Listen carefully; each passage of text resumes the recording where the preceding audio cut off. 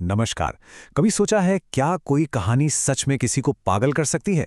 आज हम छलावा नाम की एक आधुनिक हिंदी हॉरर कहानी को समझने की कोशिश करेंगे। ये कहानी खून खराबे वाली नहीं, बल्कि दिमाग से खेलने वाली है। हम जानेंगे कि आखिर इसमें ऐसा क्या है जो इसे इतना खौफनाक बनाता है। तो चलिए सीधे कहानी में उतरते हैं। कहानी की शुरुआत ही इन लाइनों से होती है और हमें सीधे एक बेचैनी वाली हालत में लाके खड़ा कर देती है। सोचिए, ये सिर्फ एक आवाज नहीं है, ये किसी आते हुए खतरे की आहट है। और ऊपर से सांपों का जिक्र, जो धोखे और जहर का प्रतीक माने जाते हैं, वो पहले ही पल से किसी अनहोनी का एहसास करा देते हैं। तो कहानी की शुरुआत होती है एक अनहोनी की आशंका से। हम सोमपुरा गांव में हैं, जहां एक काली रात आने वाले खौफ की जमीन तैयार कर रही है। असल में मामला शुरू होता है पास के गांव चमराई से, जहां गेहूं की पूरी फसल रहस्यमय तरीके से जलकर राख हो गई है। और अब ये डरना सोमपुरा में जंगल की आग की तरह फैल रहा है। गांव वालों को पक्का यकीन है कि अगली बारी उन्हीं की है, और इल्जाम लगाया जा रहा है खेतों में घूमने वाले एक भयानक काले साये पर। तो इस कहानी में दांव पर क्या लगा है?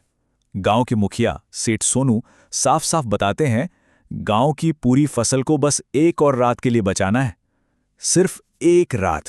अगर ये रात ठीक से निकल गई तो सुबह कटाई शुरू हो जाएगी और सब बच जाएंगे। और इस एक रात के काम के लिए इनाम क्या है? हर उस इंसान के लिए 3 कुंटल गेहूं जो खेत की रखवाली करेगा। अब ये इतनी बड़ी मजदूरी है कि कोई भी अपनी जान जोखिम में डालने को मजबूर हो जाए। और बस यहीं से कहानी आगे बढ़ती है। हमारे सामने आते हैं 3 बाहरी मजदूर। उनकी लाचारी ही उन्हें वो खतरनाक काम करने पर मजबूर कर देती है जिसे करने की हिम्मत गांव के किसी आदमी में नहीं है। सरवन का कहा यह एक वाक्य उनकी पूरी मजबूरी को बयां कर देता है। ये दिखाता है कि आखिर वो उस काम को क्यों करने जा रहे हैं जिससे हर कोई डर के मारे भाग रहा है। उनके लिए भुखमरी का डर किसी भूत प्रेत के डर से कहीं ज्यादा असली और खौफनाक है। तो चलिए मिलते हैं इन 3 किरदारों से। एक है सुरेश, जो थोड़ा अनुभवी है और समझदारी की बातें करता है। दूसरा है पप्पू, जो हकीकत में जीता है और इन सब बातों को अंधविश्वास मानता है। और तीसरा है सरवन, जिसके मन में पहले से ही इन अलौकिक शक्तियों का डर बैठा हुआ है। और यहीं पर कहानी अपना पहला अलौकिक मोड़ लेती है। एक बहुत खूबसूरत हिरण, जिसकी आंखें लाल बिल्कुल अंगारे की तरह चमक रही हैं, अचानक कहीं से आता है और बिना कोई निशान छोड़े हवा में गायब हो जाता है। ये वो पल है जहां हकीकत टूट जाती है और उन तीनों को एहसास होता है कि उनका सामना किसी आम चीज से नहीं है। तो आखिर ये चीज है क्या? यहीं पर कहानी अपने असली विलेन यानी छलावे को हमारे सामने लाती है।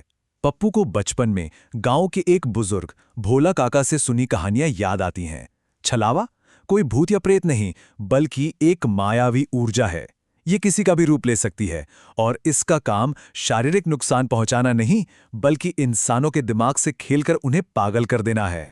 और अब हम कहानी के क्लाइमैक्स पर पहुंचते हैं, उस बहुरूपीय से आमना सामना। यहां छलावा अपना पूरा मनोवैज्ञानिक आतंक उन तीनों पर दिशेन कर देता है, मतलब कि पूरी तरह से खोल देता है। होता यह है कि जब वो अपने मचान पर वापस लौटते हैं तो उनके होश उड़ जाते हैं। वहां पहले से ही पप्पू का एक हमशक्ल बैठा है, जो हूबहू उसी की तरह दिखता है। बस इसी पल हकीकत और भ्रम के बीच की जो पतली सी लाइन है, वो मिटना शुरू हो जाती है। और फिर सामने आता है कहानी का सबसे डरावना सवाल, असली कौन है? वो हमशक्ल ठीक पप्पू की आवाज में बात करता है, जिससे शक और डर का एक ऐसा जाल बनता है जिससे निकलना नामुमकिन सा लगता है। देखिए, छलावा सिर्फ नकल नहीं करता, वो एक साइकोलॉजिकल खेल खेलता है। असली लोग घबराए हुए हैं, अपनी पहचान साबित करने के लिए चीख रहे हैं, और दूसरी तरफ उनके हमशक्ल बिल्कुल शांत हैं और उन्हीं के डर को उनके खिलाफ एक हथियार की तरह इस्तेमाल कर रहे हैं। इसी धमकी के साथ छलावा अपना असली मकसद जाहिर करता है। वो कोई शैतानी ताकत नहीं, बल्कि एक तरह की क्षेत्रीय शक्ति है जो बाहरी लोगों से अपनी जमीन की रक्षा कर रही है। ये सच कहानी को एक बिल्कुल ही अलग गहराई देता है। तो ये हमें कहानी के हल की ओर ले जाता है, पीली रोशनी का रहस्य। जब खौफ अपने चरम पर पहुंच जाता है तो लोक कथाओं का एक भूला हुआ ज्ञान ही उनके बचने का जरिया बनता है। और यही कहानी का टर्निंग पॉइंट है, जब सब कुछ खत्म होता दिख रहा होता है, सुरेश के दिमाग में अचानक भोला काका की कही एक पुरानी बात कौंधती है, छलावे की एकमात्र कमजोरी के बारे में।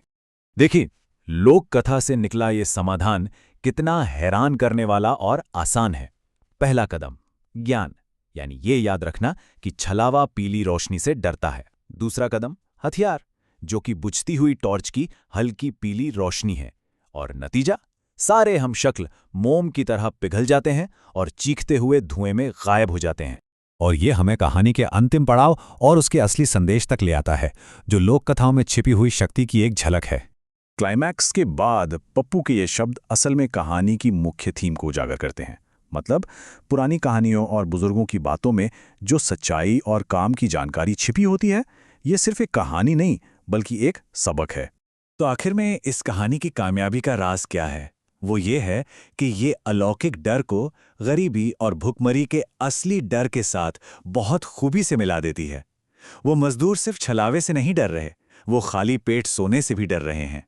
और यही बात कहानी को इतना भरोसेमंद और असरदार बनाती है। तो ये कहानी हमें एक बहुत जरूरी सवाल के साथ छोड़ जाती है। क्या हमारी सबसे पुरानी कहानियों और लोक कथाओं में आज भी कोई सच्चाई छिपी है? शायद डर हमें सिर्फ डराने के लिए नहीं बल्कि कुछ सिखाने के लिए भी होता है।